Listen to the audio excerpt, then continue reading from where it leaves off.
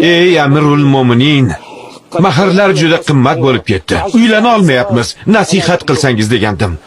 Mahr uchun 400 dirhamdan ortiq so'ramanglar.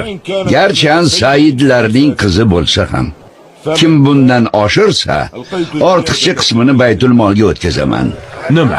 Buni siz hal qilmaysiz, Amirul Mo'minin. Nega? Chunki Alloh taolo marhamat qilgan va agar boshqa xotin olmoqchi bo'lsangiz va ularning biriga haddan ziyod mahr bergan bo'lsangiz ham undan hech narsani qaytarib olmang. Uni bo'xton va katta gunoh holida olaverasizmi? Qanday qilib o'zingiz belgilagan miqdordan ortig'ini olib qo'yib, baytul molga o'tkazmoqchisiz?